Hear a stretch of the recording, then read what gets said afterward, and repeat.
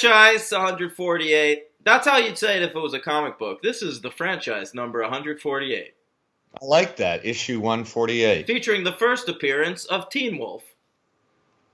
True. Yeah, Yeah. And he's making 3 different appearances here. that's today. right. 3 different Teen Wolves. Yeah. Yeah. In, Possibly a sexy 20-something wolf as well. in varying degrees of quality, too. I would say wildly varying.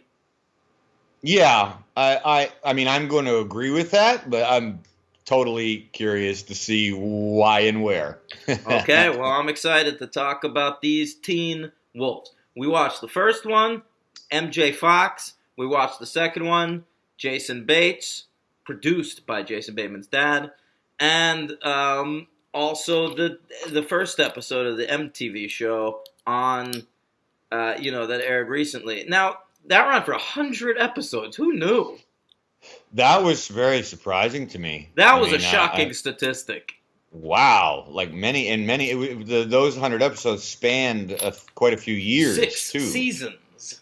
That's big. That is It was big. a hit, obviously, right? Yeah, in syndication, I imagine. Wow. Yeah. Henry, All right. your name's Henry Papali. I'm Daniel Ehrenberg. It's Sunday evening. Henry, the stars are out. The stars are out here in New York City. Oh, really? What's going on in New York? That's right. It's WrestleMania night. Is that right? That's right. At Madison Square? I believe, I don't know, Madison Square or the Barclays, whichever. Oh, Probably okay. Madison Square. I think it's Madison Square. I saw some nerds hanging out by there yesterday. Oh, well, there you go. Yeah. Nerds. Yeah. When I went to go see Pet Cemetery, stay tuned later this week. Yes. That's what I saw me too. by Madison Square. So, so they're all here in New York right now. All the greats, Henry. All right. By the way, Daniel, do you have your microphone on right now? No, I don't. Fuck. Okay. Thanks for Plug it in. noticing. We'll just keep going. Plug it in. Plug it in, plug it in. All right, I sound normal now, right? Yeah, sound great. That's great. Oh man, what a night! We had to start this episode like 4 times, and but now we're locked in to Teen Wolf. And curiously, none of it was my doing. No, it's all my fault tonight. I'm frazzled, apparently. It's okay. Now, do you know of any of the matches happening tonight at WrestleMania? I think I heard that The Undertaker was taking on King Kong Bundy. Is King Kong Bundy alive? I don't know. We're in 1985, right? So that would make sense, yeah. I think 1985 was the year of... WrestleMania 1, I believe.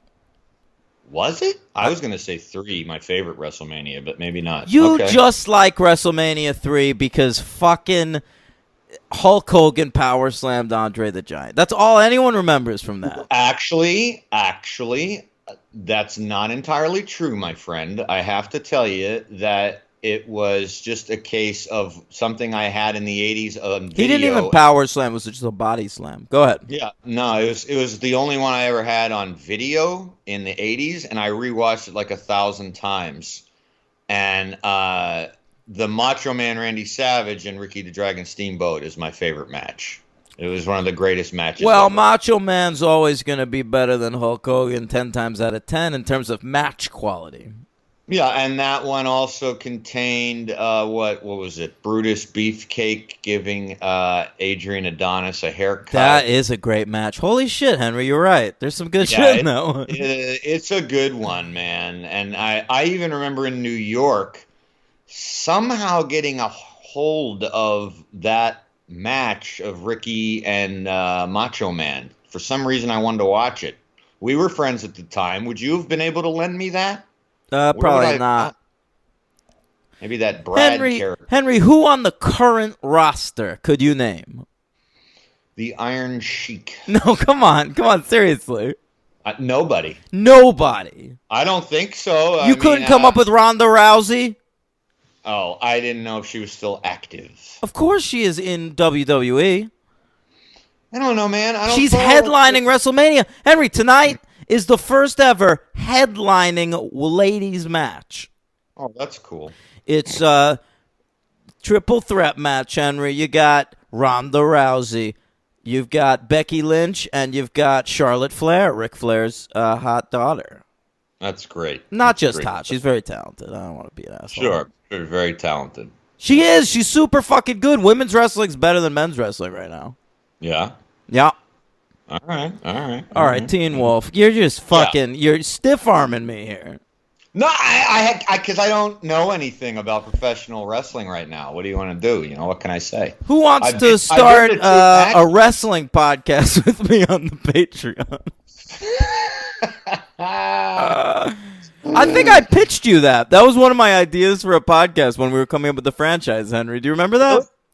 You pitched me? I think I did. Yeah, I said, what if we start from WrestleMania 1 and every episode we just watch a That pay-per-view? would be. That'd be hilarious. Yeah. I've been to 2 wrestling matches. How about you? 0. Really? Yeah, I've never been live. I went to one in Toronto in the 80s and one in Pittsburgh in the 90s. Who'd you Yeah. see? In Toronto, that I was real young, but I mean, if I recall correctly, I did see a big roster of the greats. I saw the Iron Sheik. I saw Macho Man. That was at Maple Leaf Gardens. Pretty good. and- You saw Hogan? I don't think so. I think I would remember that. You might have been And off filming No Holds Barred or something. probably, or Suburban Dad or something like Suburban that. you know? Commando, friend. Right, and in Pittsburgh, I know I saw The Undertaker for sure. I Ooh, remember that. that's At the exciting Civic- stuff. the Civic Arena. Yeah. At what? Well, Mellon Arena, Civic Arena back then, where the Was it a pay-per-view or just a house show? I think it was just a house show. Just Okay. like a little tour. Right on. 91 that was, yeah. Henry, let's talk about Teen Wolf. Yeah. Now, this is a film that comes to us from 1985, August 23rd, to be exact. Yeah. It was directed by Rod Daniel. It's directed by Rod Daniel. Now, this is a director we've covered on the podcast. You are correct. Yeah, he died a couple years ago, so R.I.P.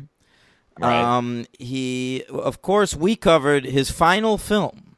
He retired after it, and Yeah. that was Home Alone 4, Taking Back the House, Ugh. which Yeah. I still think might be the worst movie we've ever covered.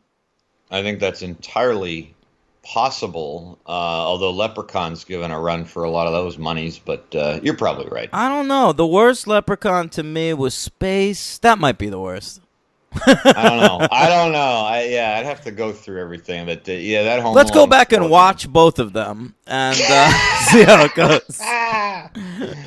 Sure. All right, sure. so this fellow Rod Daniel, Teen Wolf was his first theatrical release. He then followed that up with a film called Like Father, Like Son, which I really would like to see. It's a body switch movie, Henry. Oh, I remember it. And Yeah. this is Dudley Moore and Kirk Cameron, two The of our great- finest comedians. Yeah, for sure. Yeah. Yeah. Now, he then did K-9, featuring James Yeah. Belushi and a dog, which we'll cover someday. There's like Yeah. 3 of those, I think. Sure. Then followed that up with The Super. I saw that in theaters. I watched that probably like a year ago, and Really? it's pretty funny. No, it isn't. It's very funny, Henry. Really? At one point, Pesci puts on parachute pants and dances to You Can't Touch This. Oh, okay. It's pretty great. Then there's Beethoven Second, which I fondly remember for being the Beethoven movie with an attempted rape in it. Oh. And that was basically it. Just TV movies after that. That's But Rod he Daniel. likes working with or the subject of animals. He likes dogs in particular, I would argue. Yeah, Oh, I see even Alley a wolf. Cat Strike. Alley Cat Right, Strike? Yeah, that was like a bowling movie, right? I don't fucking know. Yeah, I'm I just think looking- the Alley Cats were Bowling Alley. That was like a Disney Channel movie, I'm pretty sure. Okay. Yeah. All right. That was something I used to have my finger on the pulse of, Disney Channel movies. Why not? Sure. Yeah. All right. Now, Teen Wolf comes out. Oh, wait, the writers. Henry, the writing credits in this movie are surprising and weird. Okay. Of course, written by the writing team of Matthew Wiseman and Jeff Loeb, who had also worked on Commando that same year. I see that. And then wrote Burglar with Whoopi Goldberg. Oh, I've seen that. Now, eventually they broke up, and Jeff Loeb, he found a new career as a comic book writer. Yeah, I was very interested to see that. Yeah. I no idea.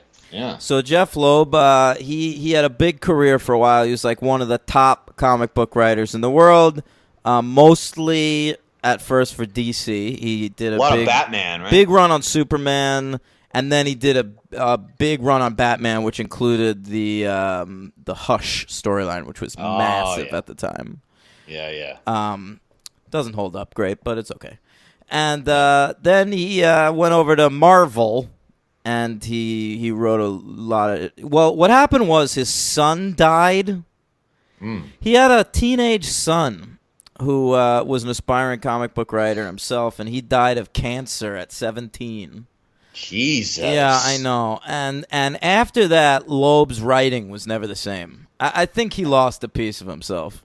Yeah, I guess you would. So, yeah, he wrote some really terrible X-Men stories, mostly Wolverine solo. And he wrote...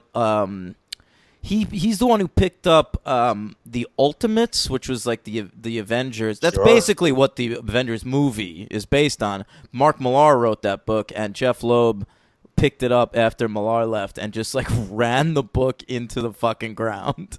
Oh, really? Yeah. Oh, to the boy. point where they had to Okay. cancel it. It was like the biggest hit in the world, and they had to cancel it. Jeez. So there you have it, Jeff Loeb.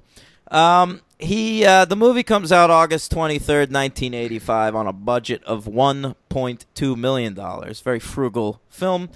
Box Right. office of $80 million. Big movie. One of the biggest profits we've seen on the show. Definitely. Possibly, yeah. It came 80 in times its budget? Yeah. I'd say so. Yeah. Came in at number 26, Henry, at the box office. And that was between Commando and Silverado. Silverado? Yeah. Jeez. Okay. Now, you might be wondering, Michael J. Fox, he was in Back to the Future the same year, that Correct, same yeah. summer. Yeah. And yet, he was also starring on Family Ties. I used to watch that show all the time. Yeah. Mm-hmm. Now, how did he manage to have two big movies out at the same time? And I'll tell you who we have to thank for Teen Wolf. Meredith Baxter Byrne. Oh, you read this? Okay. Yeah. but go ahead. Yeah, Meredith Baxter Burney got pregnant, and so Family Ties took a little month-long hiatus from shooting, and Yeah. MJ Fox was just like, all right, I'll be a wolf. Sure. Yeah. Why not? So he popped in there to Rod Daniels' house, and he became the teenage wolf, the titular Teen Wolf. Now, this movie opened at the box office, Henry, at number 2 after Back to the Future, which was still at number 1. Wow. What a star this little shrimp was. Wow. He sure was, man. Jesus. Yeah. Whew. Yeah. Boy, you think he's shaking now. How about that? Oh, God. All right. Michael J. Wolf, and He was making audiences everywhere vibrate with pleasure. Oh my God, just awful. Yeah, yeah, awful stuff. Yeah, I remember this movie. We'll get into it. I'm sure we'll do our top 10. Do you want to do our top 10 85? Yeah, why not? Let's do it. And then we'll get into the Wolves We'll get into the Wolves. with a V.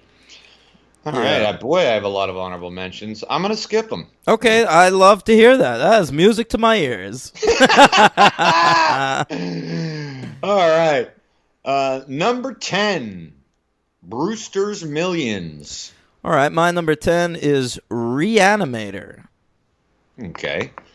My number 9 is Spies Like Us. My number 9 is Pee-wee's Big Adventure, the first film by Tim Burton, a director whose most recent film I saw yesterday. What's that? That's right, Dumbo. Oh, you saw Dumbo, huh? Yep. I'll talk about it on the bonus episode. Okay. Number 8, The Breakfast Club. That's too low. My number 8 is Brazil. That's my number 7. My number 7 is To Live and Die in L.A. Okay. My number 6 is Fletch. Oh, well, I thought you were going to say Lives, but I guess just Fletch. My number 6 is Blood Simple.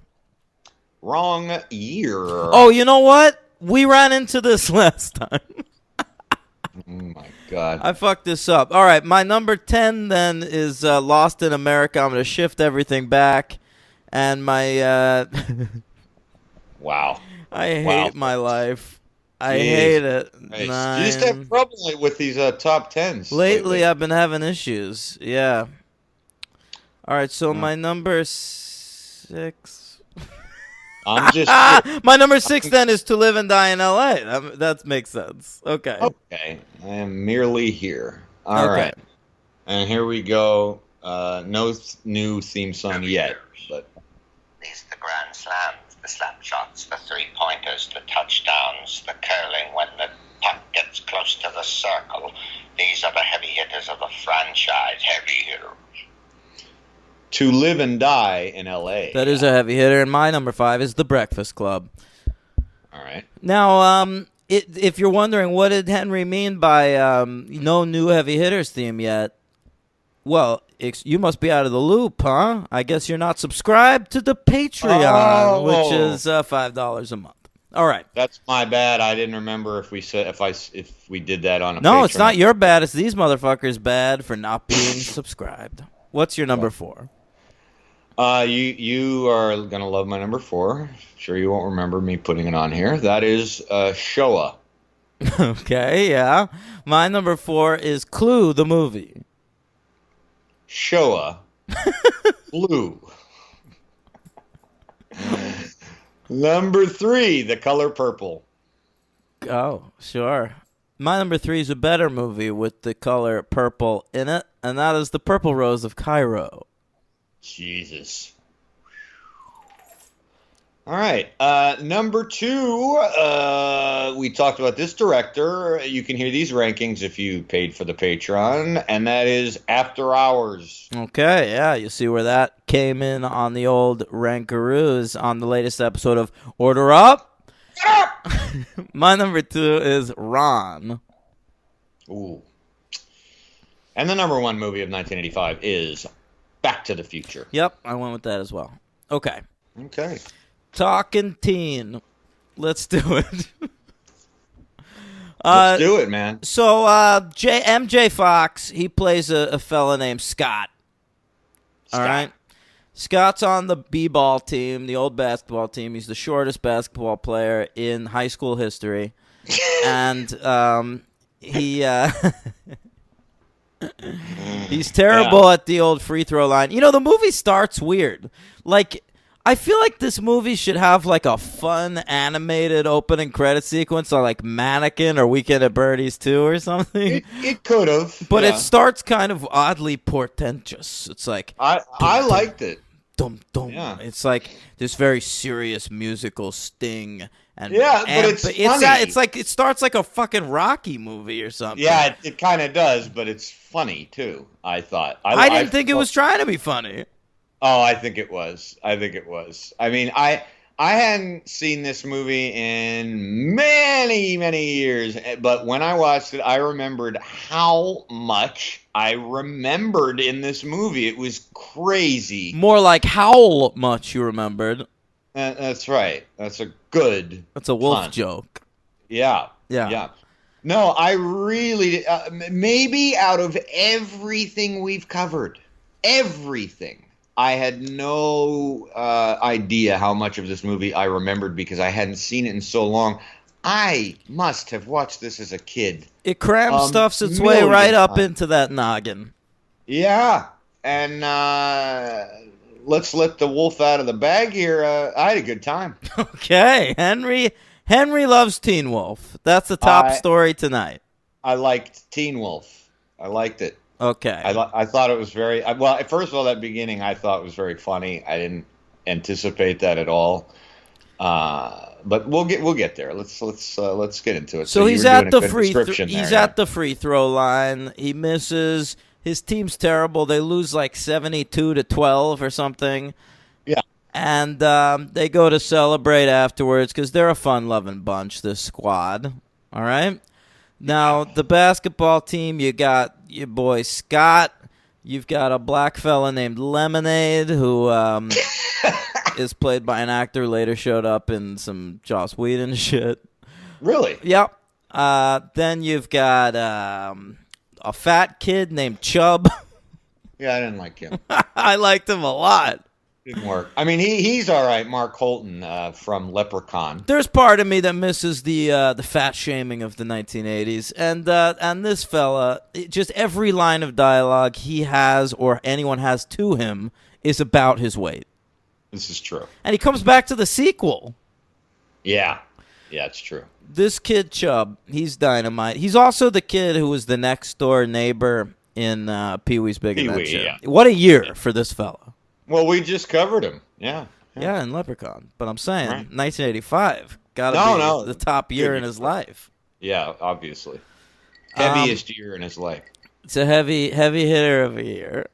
Now, Scott... Tip the scales on that. Now, Scott, of course, he has a best friend. He's played by a guy who's a TV director now of some note. And Styles. His name is Styles, and I'll tell you why. This guy's got style. He's a real hipster, I think. He's ahead of his time. I agree. He's got the T-shirt tucked into the belt with all the phrases on them. Henry, do Styles and I have a similar aesthetic? Ooh. Well, you don't tuck T-shirts into your belt. No, but his whole situation of like walking around wearing like fucking Hawaiian shirts and goggles and shit. I mean, in the summer, when you tend to get a little crazy, sure. Yeah, that's what I meant.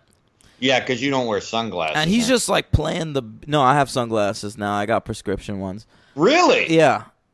Huh. He plays the Beach Boys all the time, and this guy's just having a real nice time at all times. Is. And you know what? I related to him a lot too because we see him at a party later on, and he seems like one of these guys. I was like this in high school, where like everybody fucking loves this guy, but nobody's sucking his dick.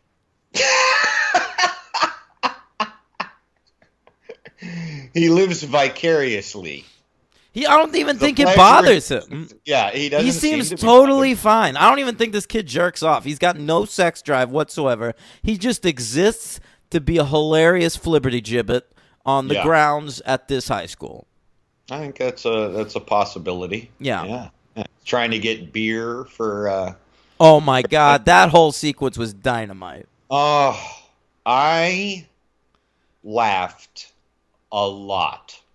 Okay, and I had forgotten how fucking funny and charismatic in this role Michael J. Fox is too. When he goes in and tries to get the beer and then just leans in, it was like a Ghostbusters moment. I mean, there was a lot of well directed and well written. And now that you say it's Jeff Loeb, of course, you know it is kind of comic booky, but it's really fucking funny. You know, he leans in to give me a keg of beer. Yeah. I'm laughing now. And that dude who plays the fucking proprietor of the liquor store is very funny. Oh, he's very funny. That whole sequence is so ridiculous and what's the word? It's like Jesus, mono something. Strange looking. Deadpan? No, I'm trying to think like one-dimensional. Like it's so much time is just about acquiring beer for the party. I think it's so funny. It's like I kind of like this about this movie. It's like an hour and 35 minutes. It seemingly has high stakes in that the kid's a werewolf, but Right.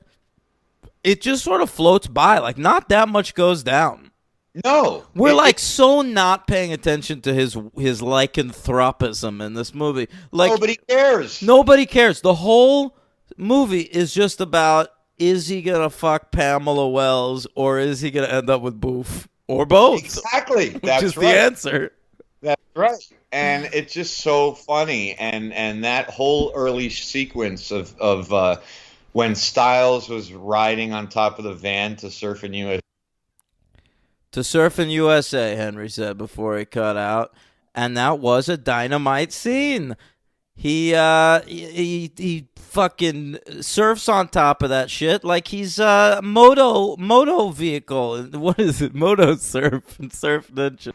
So I think that Surfing USA sequence led to my love of the Beach Boys. I believe that was Interestingly, Yeah. Surf Ninjas led to my love of the Beach Boys because the kid from Teenage Mutant Ninja Turtles 2: The Secret of the Ooze performs Barbara Ann in that movie. Wow, I don't remember that, and I think I've seen that movie. That's the second movie ever of them, right? I think that's right. Hank, turn your video off. I don't feel like looking at you. I understand that. Yeah. I hear that a lot. All right, there we go. All right. Okay. Now, can we talk about Boof? Lover. I loved Boof. Oh First my of all, God. that name, Boof, is so funny that, like, literally the first 7 or 8 times they said it, I laughed out loud. Yeah. It's pretty funny. Fucking Boof. And you know, we unfortunately in the 1980s through much of our franchise journey, we meet a lot of uncharismatic, sort of vibeless women because they don't care about the casting. It's an afterthought to the men. Well, yeah. And I mean, you can this girl is kind of just- say that about Pamela Wells in this movie. Oh yeah, absolutely. But this girl, Susan Ursiti, who pretty Nay much- Scheinberg, shedding that Jew last name. she is just a dream.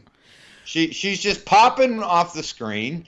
She's beautiful. She's funny. She's smart. I mean, you know, it really makes it's a great foil for this Pamela Wells vacant lot She of it. takes this underwritten part of Boof and she runs with it. She makes it a likable female protagonist, one who the entire movie you are mad at Teen Wolf for Absolutely. not dating more.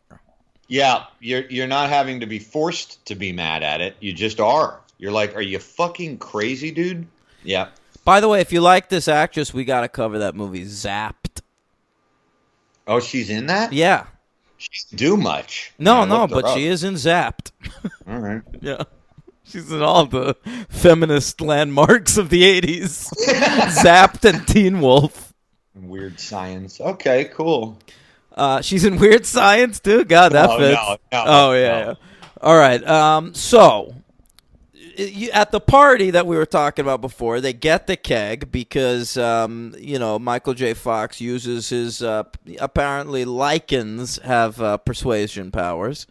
And, Powers, yeah. yeah, he just spooked the guy. They get Yeah. the keg. They go to the party. Fucking Styles is having a fucking time of it here. He's having the time of his life as always because And he's the another- fucking man. And another great visual gag that's just kind of a throwaway. He brings the keg and he's so excited. And the big fat jock who's balding at 17 Yeah. just says like, yeah, just put it over there. And there's like already like 20 kegs there. I love it. I didn't even notice that. That's funny. Yeah, it's very funny. It's like his keg meant nothing. All Yeah. that, yeah. So he's like forcing people to do shit, and everyone's just fucking doing it because Styles is the most charismatic person on the fucking planet. Yeah, can't say no. And so he gets Scott and Boof to do sort of like, I think they just like 2 minutes in heaven. Like the makeout closet. Yeah, they go into the makeout closet. And they're making out. To Scott's credit, once he's in a closet with Boof, he's like, well, I'll make out with her. Right. Oh, Yeah. yeah. So such a hideous thing to happen to him. Yeah. Yeah, I know. Meanwhile, he's like fucking on his tippy toes. And Aren't you glad that you're tall, Dan? Do you ever think about that? of course, It'd be tough to be a short guy. I can lord it over all these short motherfuckers. Yeah, it'd be hard to be short. Anyway. Yeah. So MJ Fox is making out with Boof, and he's getting a boner, and so, you know, once he gets turned on, his lycanthropism comes out, and Sure does. he grows nails and scratches the shit out of her back. Yeah. Yeah. Jesus. Then he starts transforming even more. He goes home, right? He goes runs home and he's looking at himself in the mirror. Also, like earlier that night, don't his ears start turning a little bit? Yeah, right. When Styles is surfing on the van. Yes. his ears- Yeah. I was getting spooked by this, Henry. Can you imagine if you just like felt your ears and they were different? It would be odd. That would be fucking terrifying. Yeah, I mean, you'd think maybe you were a Vulcan. Yeah, and then- this is some fucking body horror, this movie. Right. Yeah. I thought the makeup was pretty good too. Not bad, right? For 85 with the limited budget. I mean, will geez. say I had a major issue. Anytime he was playing basketball as the Wolf, Yeah. he just had his like human hands poking out from the fucking wolf hair. I didn't even notice. Oh that. my god, it's so funny because like when they show him any other time, like say at the diner or at the prom, Yeah. he's got full like wolf arms with like claws and shit. But Okay, when he's right. playing basketball, he's just like a fucking dude. Well, maybe He's got a little bit of hair taped on his arms. That said, his transformation in the bathroom I thought was great, and when he opens the door and his dad is there, Okay, so he opens the door. His dad is expect there as a wolf. I didn't expect it either, Henry. I bust out laughing so hard. That was a hard guffaw. Guffaw. Yeah. Because I expected his dad to just be normal, but accept it like he accepts it. But I did not remember or at all expect him to also be in full werewolf garb. As Michael Douglas once said, it runs in the family. It's true. Yeah, and Kirk, right? Yeah, both of them. All right. So, and I like that because then we don't listen. In the fucking Teen Wolf TV show, not to spoil things, I mean, I guess for a TV show, you know, you want to make it have a little backstory or whatever. But, like, you know, we're dealing with a lot of mythology. Like, who bit him? How did he become a wolf? What's going on? And in this movie, it's just sort of like, oh, his dad's a wolf. Now he's a wolf. Yeah, he just gets right to it. Fuck gets it. Out it. of the way. He's a wolf at the start of this movie. He just doesn't know it yet. That's right. Yeah. And that scene in the basketball court, which I think is like comes shortly Right after that, yeah, because we That's waste fucking no crazy. time. Most movies, you'd have him trying to hide it for a while, but this time he finds out he's a wolf. He goes to a basketball game. He gets angry at his team sucking. He just immediately turns into a wolf in front of everybody. People don't know what to make of it. He's awesome at basketball, and then everyone loves him. It's fucking hilarious. That also, again, I thought was great comedic timing, like in the direction, writing, and the acting, like the way he's holding the ball on the ground and then everybody backs up and then he's just kind of like there's nobody's talking, including him, and he just starts like dribbling like a madman. That is funny because he films I can't believe we're praising Rod Daniel, the director of Home I Alone know, 4, but like this. Does But it well? But he films that like it's a horror moment where it's Right. like it's this big huddle and everyone backs away like, what the fuck? Exactly. And then all of a sudden, yeah, he starts like spinning the ball on his finger and shit. And it's like the whistle goes, and then that stupid song. That is funny too, man. That the ref is just like, all right, game on. Yeah, yeah, it's great. Yeah, and he plays and he's fucking great. All right. Yeah, yeah. And He is. the team loves it at first, but then it's like he's a ball hog. This guy. He's a ball hog. Boof isn't really digging it too much. Styles is cashing in. Of course, Styles is cashing in because Styles Murphy. goes with the flow on everything, Henry. Anything that happens to Styles in his life, he's just sort of like, I'm going to make the best of this shit. Yeah, because He's the most well-adjusted human being on the planet. Styles is my idol. I understand. All I right. understand. I remember the cartoon, which I watched as a kid, too. I never saw that cartoon. Yeah, I loved that cartoon as a kid, and Styles is a big, big part of that show. But He'd almost have to be. He's the breakout character of this. he's great, and he's on. Well, we'll get to Teen Wolf too. But Oh my God, the recast. We'll get to it.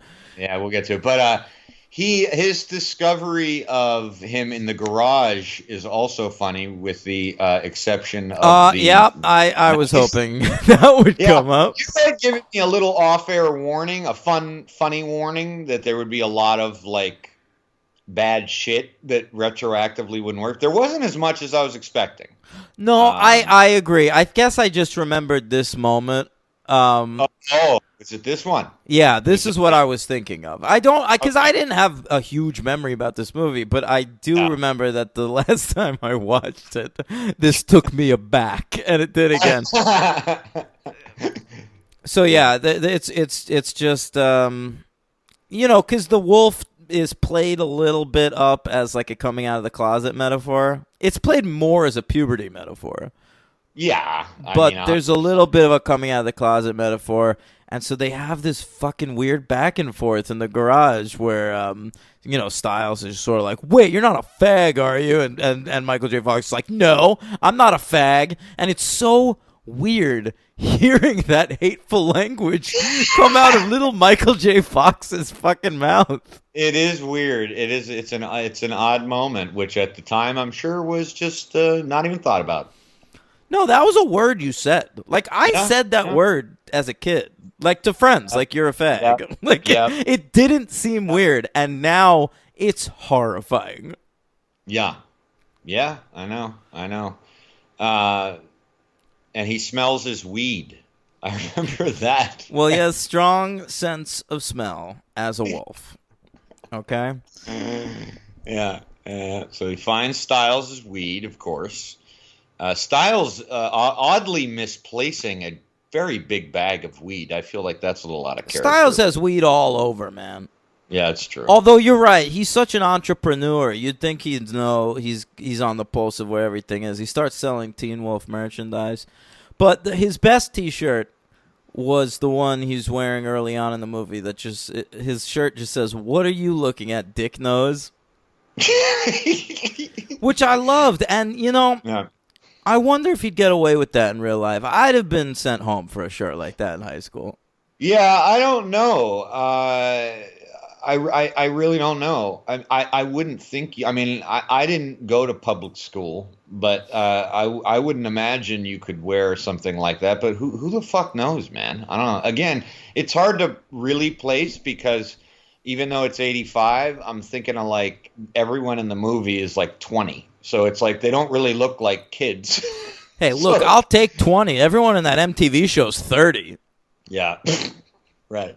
But I just mean it's like different seeing a kid wear it. So you see Styles, you're like, oh, yeah, sure. I mean, why not? I thought you would probably write down the T-shirts and what they said. Just that one. I didn't. honestly Okay. took 3 notes, Henry. Dude, that's Yeah. all. I was so hear you. enamored of the film. Yeah. So- I didn't take any either. Yeah. Note 1, what are you looking at, dick nose? Note number 2 says, I'm not a fag. And note number 3, I just wrote down the word boof. Oof. That's yeah. Yeah. You want to read my notes? There's I'd 4. love to hear them. First note, give me a keg of beer. Second note, fun music. I guess I meant the score. Third note, Surfing USA. Fourth note, it holds up. I think it better than holds up. Yeah, I agree. There's a lot of movies from the 80s that, like, you watch that you hold up with that level of nostalgia and shit. I think Teen Wolf is, like, a good movie. It fucking is. I totally I can't believe this is not what I was expecting to do. Yeah, I mean, I didn't know either. I figured that it would be a fun venture, but I didn't know how I would remember it and if it would at all hold up. But it's just so funny because Yeah. I really don't think I ever even saw it as a teenager. So this is one of those few movies that I guess I loved as a kid and I love as an old man. Yeah. I didn't pull any punches. I said old man. Yeah, no, you were right. Yeah. Yeah. It's fucking funny. Listen, it's a funny movie. And you might be asking, are there subplots we're not mentioning? How about those? And I'll say, yeah, there are subplots. Answer, they're all great. Fucking this kid, because they're quick. he gets cast in the play. The guy who plays the theater director is so fucking funny. He's into Pamela Wells. That's his crush. And she's out there performing and doing the whole Vivian Lee bullshit. oh my god! And that's kind of funny too. And then it is. And then he fucks her backstage, but she's got this BF Mick, and he's on the opposing high school team. Perfect structure. Then I like Mick too. I thought that actor was funny. yeah, and then they go to the prom together. Everything comes together. All these plot threads cram into each other. Pamela Wells picks Mick. He ends up talking to Boof. The wolf is played as horrific for the first time in a while. And then he quits being the wolf, wins the championship and the love of his friends by just being Michael J. Fox, who's always charming. That's right. He wins the championship on his own. You might think, is Styles mad because this upsets his entrepreneur business? No, he's not mad because he's never mad about anything because he's awesome. That's right. And you get a great little confrontation outside the prom with the wolf's dad, who apparently had a history with the principal, stole his woman. Yeah. And that's a great little scene there, too. And, the dad's great. Oh, I love that. I mean, he's such a dad. Yeah, he He's reminded such me an of the 80s dad from like 16 Candles. Totally. Completely. God, and I know that actor's name, that other one, the 16 Candles dad, but whatever. He's in a lot more stuff. But yeah. The other, what was it, another one of the subplots I was going to say? I don't fucking remember. It doesn't matter. There's one weird subplot that never really comes to much where, like, Styles has a friend who's also friends with Scott, and he's just, like, afraid of the wolf. Oh, Lewis. Yeah. Yeah, Lewis. Played by Matt Adler. Who could forget? Well, I have it in front of me for a reason, so. Yeah, it's true. But yeah, it's just kind of a... Look, it's a light, breezy movie. It's just really entertaining. I recommend it. This is a recommend. This is a straight up, balls to the wall recommend, Henry. What do you give Teen Wolf? Well, I was giving it 3 stars. No, you're full of shit, man. This is a 4. But after we've talked about it, and I was gonna. I had one sort of complain about it, but after watching 2, and then after this, what was the complaint? And I'm gonna tell you. And after this discussion, since it didn't even come up, it makes me realize it really isn't a problem. So I am gonna go 4, with no problem at all. It was that there were certain times I was watching it where I thought it relied a little too heavily on the basketball thing. Like it's almost a sports movie. It is almost a sports movie. I'm kind of fine with that. That's the spine of the movie. Yeah, it's true. And by Listen, the way, the plot engine is basketball, but the heart is Boof. that's right. Boof is the heart. And also, we didn't mention the coach, who's very funny. In the beginning, he tells him to come into his office if he ever has anything to talk about. And Fox goes in there for some advice. That character's hilarious. And he gives him nothing. He gives him absolutely no advice whatsoever, and almost hits him up for money. It's pretty funny. Yeah. And he comes back in the sequel too as a different actor, way worse. Yes, he does. And I will say, listen, with a Michael J. Fox movie, 9 times out of 10, and that 10th time being Back to the Future, all you're going to talk about is how charming Michael J. Fox was, and everything else was just fine. Right.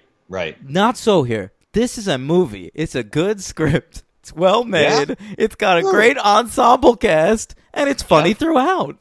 I totally agree.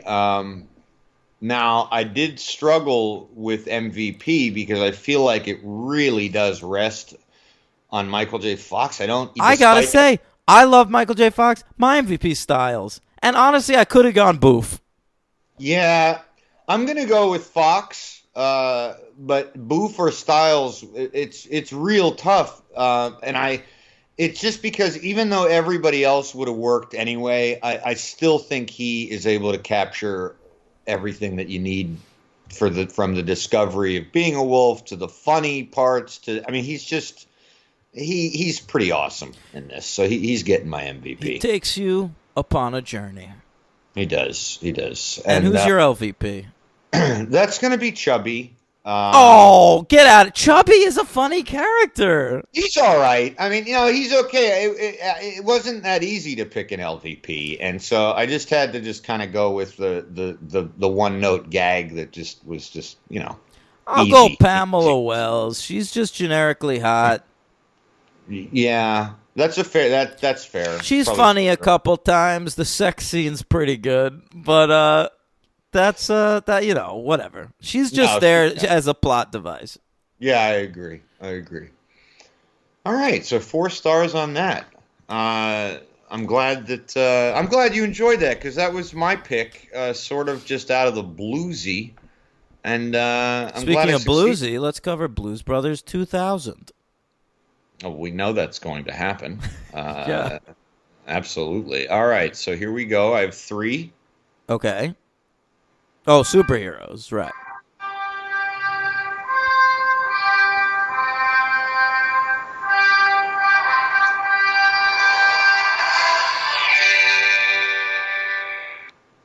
Okay, Uncle Howard, who is, the dad. Right. Uncle Howard, is that not? I don't know. Is that not his dad? No, it is his dad. He's Uncle Howard in the second one. I conflated that. Sorry. Right, Uncle Harold, because in the second one, Jason Bateman's playing the cousin. Right, so he's Harold Howard in this, just his dad. He's Scott Howard's dad. James Hampton is in an episode of the 1988 show Superboy. Okay. Playing a character that I could picture him playing, Coach. Sounds good to me. You know who else was in Superboy? Who's that? Remember from Leprechaun, Mark Holton playing Johnny Chubb. Casanova. Oh, is that Chubb? Yeah. Okay, yeah, he's Johnny Casanova. Okay. And last but not least, the aforementioned Lewis, the scared friend, played by Matt Adler. A lot of Superman stuff going on here with these guys. He was in an episode of Smallville. Guess who he played? That little guy. Who did he play? Lex Luthor. Who? Lex Luthor.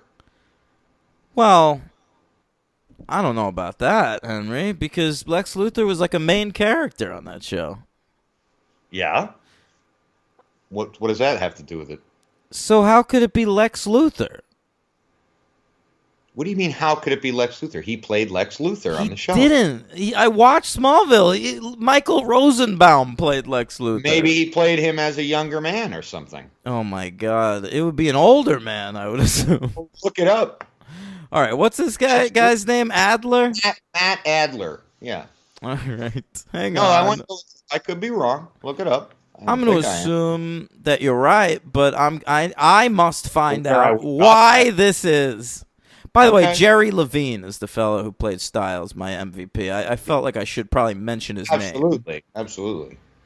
Now, he plays Lex Luthor in an episode called Requiem, which is interesting. And I'm going to say that maybe it's a flash forward or something. Michael Rosenbaum had left the show by this point. Maybe he's just Lex Luthor over the shoulder or something. Maybe. All You right. never know. All right. And lastly, he was also just apparently a voice, whatever that means. 'Cause it's been a long time, and I won't have seen this till we cover it. But he was an additional voice in The Crow. No. I don't know what that I'm means. I sure didn't we'll know they were recognize that voices. voice. Well, maybe they had to Yeah. do some ADR because everyone in the actual shot was screaming over Brandon Lee dying. Yeah. All right. You ready to cover Teen Wolf as well?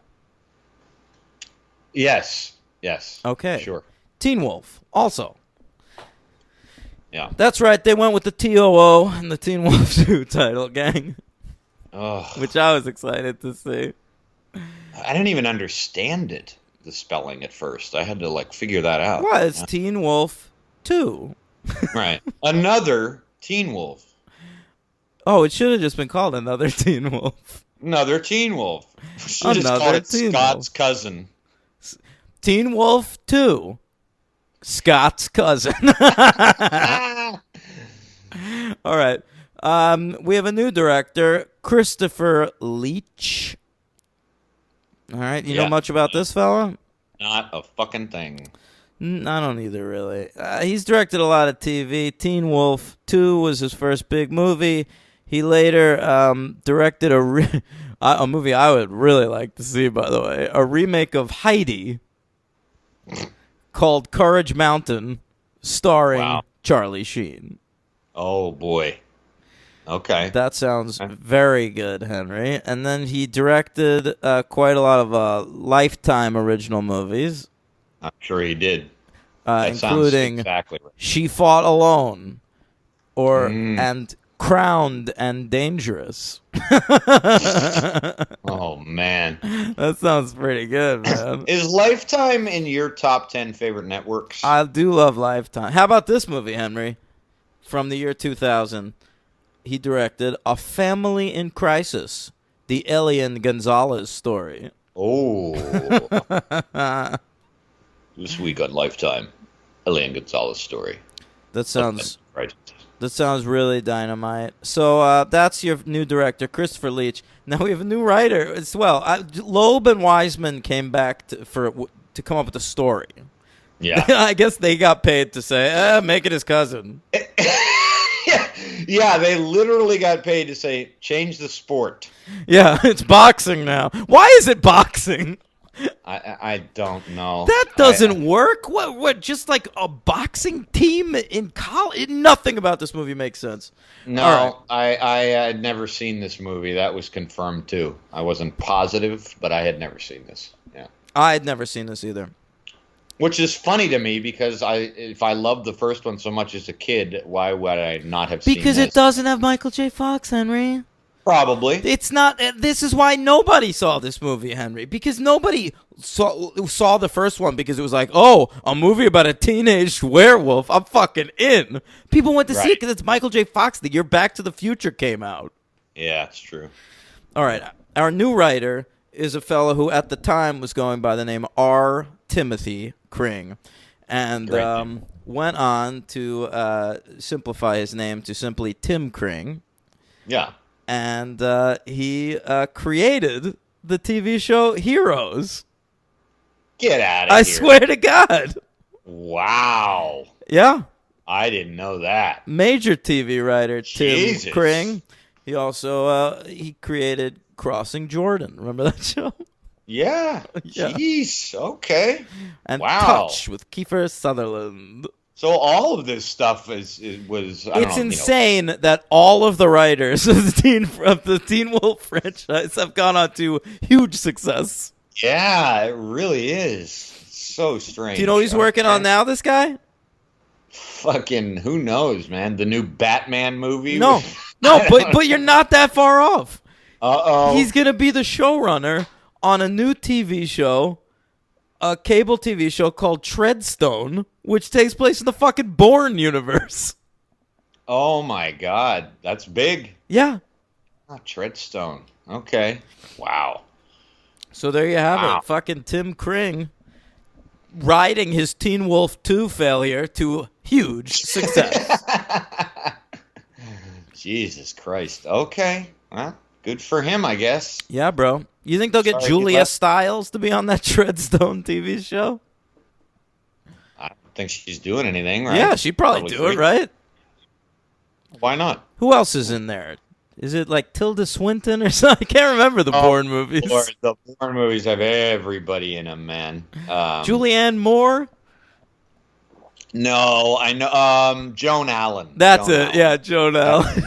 Well, you were thinking of the older female that's in it. Yeah. Yeah. All right, so Teen Wolf 2 comes out November 20th, 1987. It's Thanksgiving release. I guess they had high Sure. hopes for it. A budget of $3 million and box office of $7.9 million. Good. It made us money back. Well, yeah, but wow, that's a tanker. Yeah, came in at 93 at the box office. Right there between My Life as a Dog by Lasse Hallström and, of course, House 2, the second story. Oh, boy. I remember the House movie and then the horror movie, right? I rewatched House, the first one. With and- William Catt, right? Yeah, I rewatched that within the past couple months. Okay, so we'll hold off on doing that. But I'm happy to rewatch it tomorrow. It is so all right. good. George Wendt plays his next door neighbor. It is dynamite. Oh, okay. All right. All right. So, Teen Wolf 2, you've got Jason Bateman. Hadn't found his charisma yet. I don't know what's going on. Yeah, you're right about This that. guy is dead. Wait, what happened? Hold on. We have our 87 list. Oh, right. Okay. What do you got? I'll skip my honorables again. How about that? Please do. Yeah. Number 10, House of Games. My number 10 is Evil Dead 2. My number 9 is Angel Heart. My number 9 is House of Games. My number 8 is Lethal Weapon. My number 8 is Wall Street. Okay. My number 7. What, the placement? You're not happy with that? That I should know that already, but it's okay. You'll get to me. Number 7, Fatal Attraction. Ugh. My number 7 is Predator. That's my number 6. My number 6 is Radio Days. Heavy hitters. I believe you watched this recently. Number 5, Planes, Trains, and Automobiles. I did watch it. It's good. Yeah, you liked it? Yeah, I loved it. You sent me a nice text that day, but you didn't really say what you thought of it, so I didn't know. No, you were. Everyone who likes that movie's right.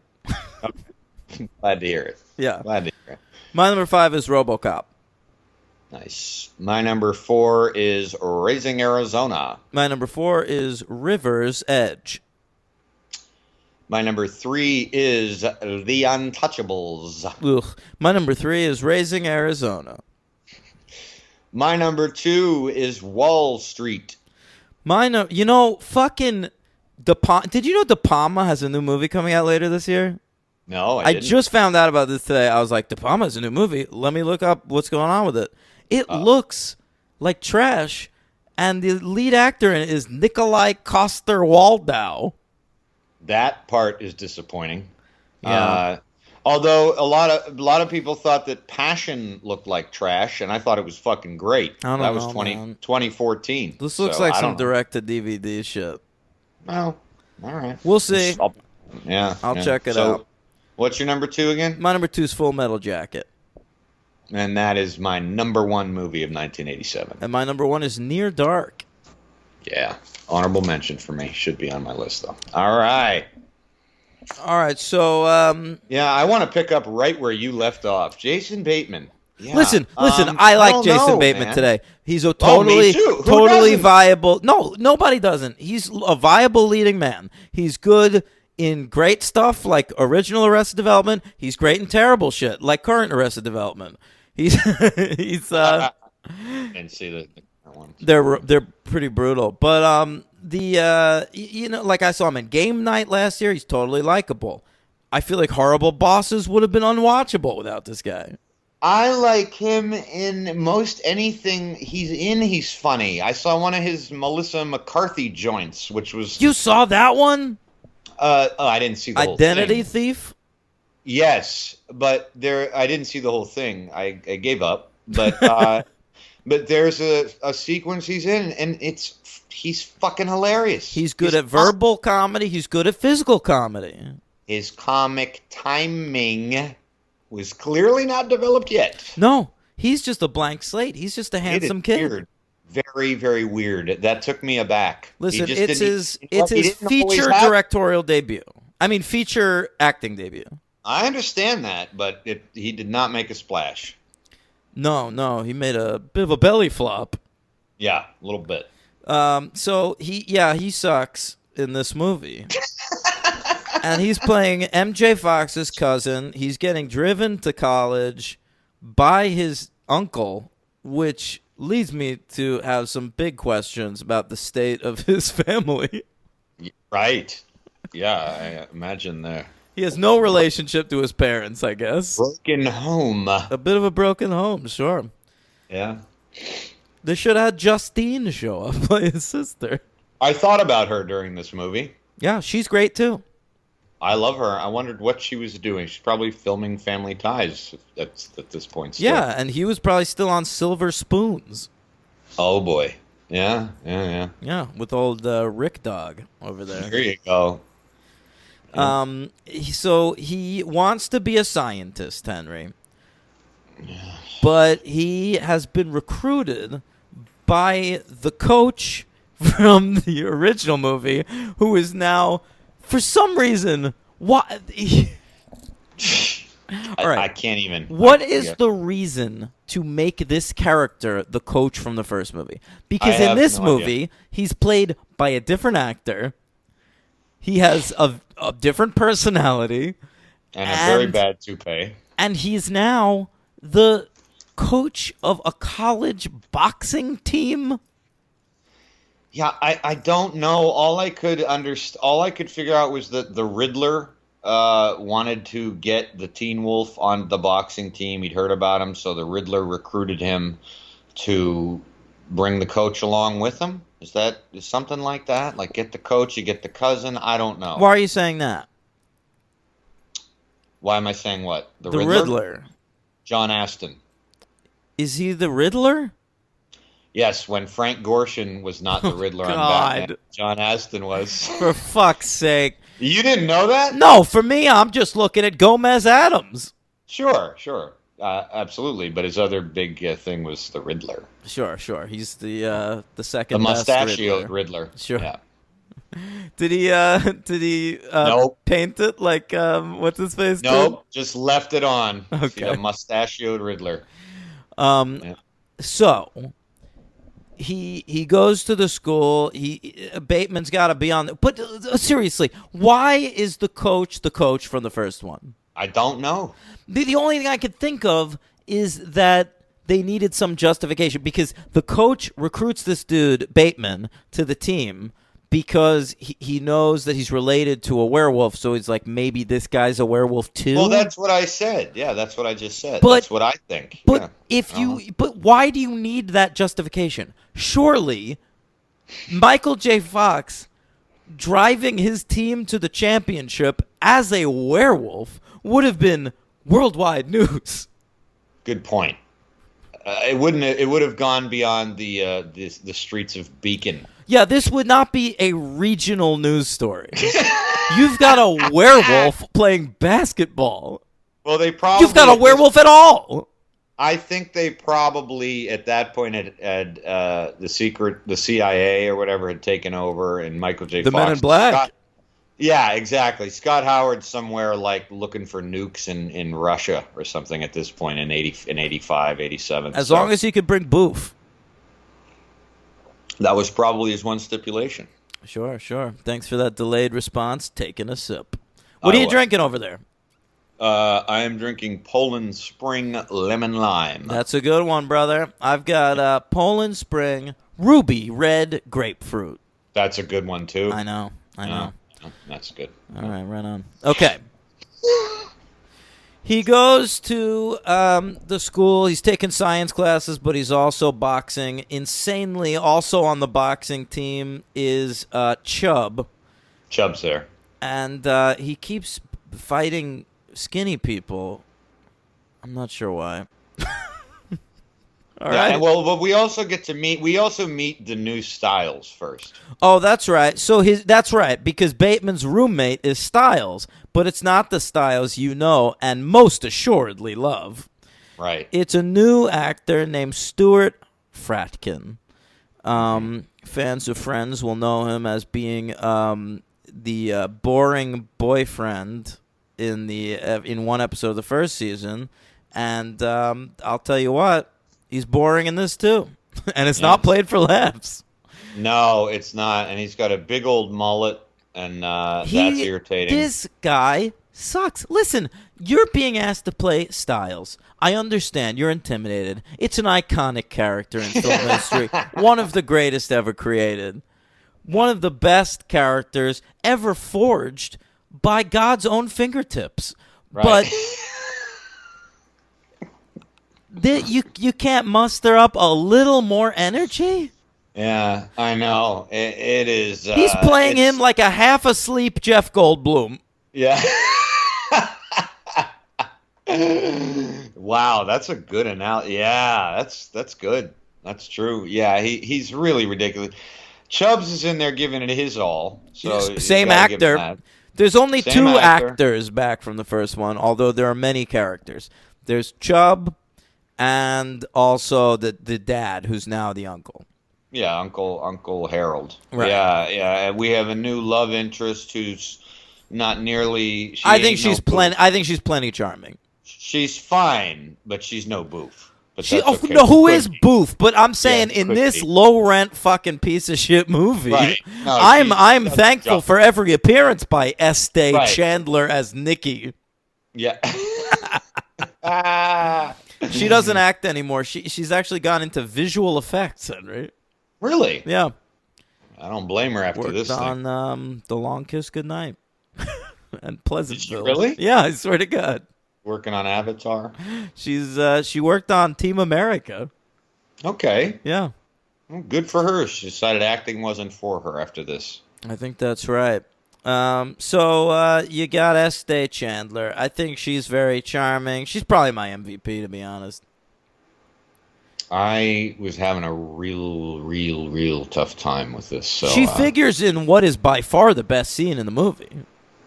What is that? Listen, the only scene I legitimately straight up enjoyed, Henry. Okay. They're in science class. They're dissecting a frog. Yeah, I remember. They get angry at each other. Bateman, like a fucking maniac, picks up a dead frog, throws it at her. Then there's a pause. Someone in the class gets up, yells, "Frog fight!" And they all just are throwing frogs at each other. It's grotesque. Some of them are alive. Yeah, it was. Peter wasn't on that set. That was unbelievable. I loved that Chuck. scene. Yeah, I can't say that I love that. It came too late in the movie. Open the movie with the frog fight. Maybe you got something. I hear you, man. It was a little too late for you. Yeah, exactly. Yeah, I was out. I hear you. And you know what? You It's a complained, you started to complain about maybe there being too much basketball in the original Teen Wolf. Boy, is there too much boxing in this. Absolutely. And Holy shit. And it's never interesting for a single second. Not Because there's at nothing all. like boxing. There's no boxing strategy. Hold up your gloves. There's not even really a rival. He's just Right. he's just like turning into the wolf. And I couldn't even tell the bad guys apart. I mean, at least in the first one, we had a clear cut Mick, and in this one we got, and by that I didn't mean an Irish guy, Irishman. sure. Yeah. In this one, we've got like they look the same. I don't even know. Or is there three of them? Well, that are there's bad like guys? there's I three couldn't bad even guys, tell. and like some of Two them girls. are. Well, I was interested in this. Yeah. Okay. Yeah, Bateman gets pulled to this like campus party. Yeah. I don't know what it is. It's like. Oh, I'm not even up to that yet. That was embarrassing for everybody involved. All the music in this movie sucks. All of it. Yeah. There's some good montage 80s songs.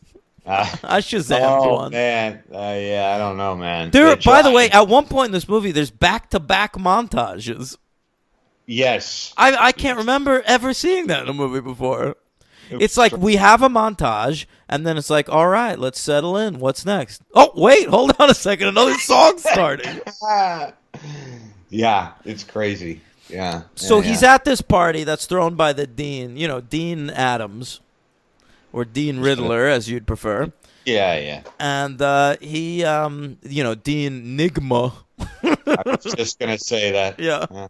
So this is when he starts to figure out that he's a werewolf. So like New Boof is at the party. What's her name? Nikki. And he wants to dance with her. He's sort of like it's one of those things in like movie thing where she's like the first girl he met on campus, and now he's like, I'm in love with you. Right. But right. The dean introduces him to these like two other ladies.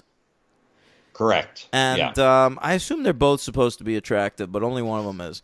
And the taller one, right? I don't remember. Yeah, it doesn't matter. And they both talk, or one of them talks like this inexplicably. Yeah, well, it's a college. Maybe they came from out of state. I don't think she was smart enough to Wolf University. Yeah. And so he then, once he turns into the werewolf and everyone starts to love him, because that's what happens in these movies, he starts dating both girls. Yeah. Is he having three-ways? I assume so. I got to assume. Maybe it's just his wolf libido is unchecked, and it's so strong it can only be sated by a double team. By two white women. Yes. Are there any black people in? Oh, there's Lemonade in the first one. Yeah, he does a little breakdancing sequence with Michael J. Fox. Of course he does. Yeah. Because now that he's a wolf, he can. That made me a little. That made me cringe for a second. I cringe. But it was like a smile cringe. Right. Yeah. Like, oh, right. Got to put that in there. I'm gonna cringe, but you're not wiping the grin off my face. Right. Now. So yeah, he's dating these two girls. He and Nikki grow apart a little bit, but then, he learns his lesson. Yeah, there is a scene at a big keg party where he performs Do You Love Me?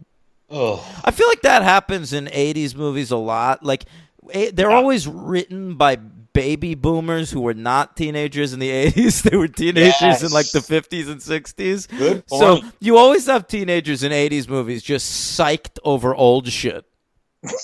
Yeah. They're not karaokeing the Motley Crue or anything. Yeah, these kids, fucking Styles should be like, surfing up there to like Boys Don't Cry or something. But he's just like listening to the Beach Boys. Yeah, it's true. They'd be rocking some Ozzy, I would think. But we got the Beach Boys. We got Do You Love Me? I'd never liked that song either. Ugh. No, fuck that song. That belongs in the annals of shitty baby boomer songs that just I agree. They won't go away until all the baby boomers are dead. I'm talking to you, Louie. I'm talking to you, Wooly Bully. Anything that rhymes. Yeah. Well, only a few more years, and then we'll be rid of them. So yeah, old time rock and roll. All right. What happens next? Movie right there, right? Oh no, well that's not that movie. That song was written in 70s or 80s. I was gonna say Risky Business does the same thing. Where Tom but Cruise Ferris Bueller does, man, where he's like singing "Twist and Shout." Yeah, you're onto something. Yeah, I'm telling you, it's a thing. Yeah. All right, what do you got? What comes up next? Oh God, this happens sometimes during our watches of these movies, our viewings. If you've noticed in this movie, at some point in the movie just feels like everything around it has come to a complete dead halt. Yeah, you know what happens to me sometimes? Like it's just dead on the screen. There's Yeah. no reason for anything to continue, any dialogue. It just goes and goes and Well, goes. you know why? Because like 2/3 into this movie, he realizes like, shit, I gotta cool it with this wolf stuff. The final bout, boxing bout of the year is tomorrow. I also missed my fucking science exam, but the teacher loves me. Nikki's gonna help me study overnight, and so it's sort of like, all right, I guess I gotta sit through a montage of him preparing for these things. Like you're just like you're left there with a half hour to go in the movie, and you're just like going through the motions. Well, he's got to win that bout and Right. and ace the test. Ace the And I've test, gotta win sit the through this bout, for a get half the hour. girl. Yeah, exactly. I checked the time on this movie like 3 times, man. Yeah, at a Yeah. certain point, I feel like sometimes I'm watching these really shitty movies. And it's like at a certain point you realize I have enough to talk about on the podcast, Already. but I gotta sit through the rest of this. Yeah, exactly. Yeah, you're absolutely right. Then you find out that his science teacher is also a werewolf. That's true. His science teacher's a werewolf. Sure, why not? No. But that's why she takes a liking to him. Look at you. You're getting all that shit from the MTV show. I know it. Well, they do use that word a lot because that's Yeah. a thing we do in things now where we need werewolf to not sound so silly, so we call them Right. lycans. You seen those fucking underworld movies? Yeah, they go to Wikipedia and they find out the history of werewolfism, and then they're like, "Oh, let's use that." Yep. So, I mean, that's this movie basically. Yeah. What do you whatever. give it? When's the fucking box? I thought this movie was really, really bad. It's a complete pile of garbage. I'm giving it 1. Yeah, you know, there's a part of me that wants to give it a 2 because it had that nice 80s vibe, but I can't give an extra star just because of the year it came out. I'm going Yeah. to give it a 1 as well. It's pretty, they don't know what they're doing here. I agree. Well, we're in agreement on both the Teen Wolf movies. Oh, boy. My LVP, I'm going to go... Who's your MVP? I don't have any Come yet. on, Nikki's the MVP of this. You think so? Yeah, I think the science teacher's okay if you really want to go with Yeah, her, but yeah, she's all right. I guess Nikki. I mean, it was hard. I just disliked it so much. Yeah, I guess you're right about that. And I'm giving the LVP's a big. I mean, you could give it to Styles. Styles You is could my give LVP. You could give it to the coach. Has this happened in a franchise yet, where a same character in one episode of the podcast gets my MVP and my LVP? I feel like, for some reason, we've done that. So in something like Resident Evil or something, where like there was a casting change. That's I don't possible, know. I guess. I could be completely wrong. But I'm going to give my LVP. Is it unfair to give it to Bateman? No. No, I'm giving it to Bateman. Yeah. I want to say that, speaking of Resident Evil, I just found out what Paul W.S. Anderson's next movie is going to be. Ooh. Henry, Uh-oh. I present to you 2020s. That's when it's coming out. Monster Hunter, which is an adaptation of a video game I've never heard of, written and directed by Paul W.S. Anderson, starring Mila Jovovich. I cannot wait. It is going to be amazing. Yeah. Well, you know what, man? That's like a nice, consistent beverage. That everything about it. Writing and directing a video game-based movie with his favorite star. This is what Yeah. I want from a movie. That's what you want from Paul W.S. Anderson. It's what I sure. want from WS. Male lead Yeah. in the movie, Ron Perlman. Okay. I'm in. That all seems to work. I'm all in.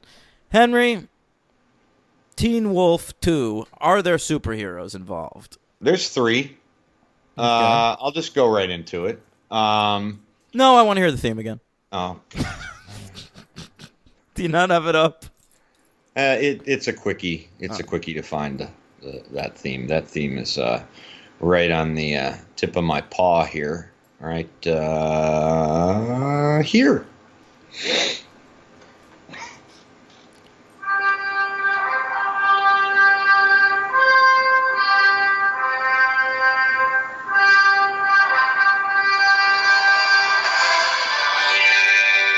Gang, I defy you to tell me that was not worth it. All right, who are the superheroes? Well, obviously John Astin was the Riddler in the Batman Right. series. He was also Uncle Dudley in Justice League Action. Why not?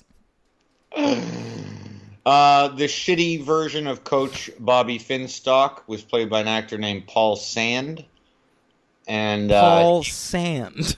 I appreciate how summary his name is. it is. He was in the Linda Carter Wonder Woman series. No name given for the character. Sandman. Probably a typist. Yes. And believe it or not, in Justice League Unlimited playing Hermes is none other than Jason Bateman. Okay, Bateman. Well, Yeah. yeah, Bateman. That's a superhero. Bateman. He's a superhero every day. Nice. Yeah. All right. Let's get into it. The Teen Wolf TV show. The Teen Wolf TV show. I do not have a superhero count for this because this was on the fly. I'm glad I participated in Daniel's request to watch this.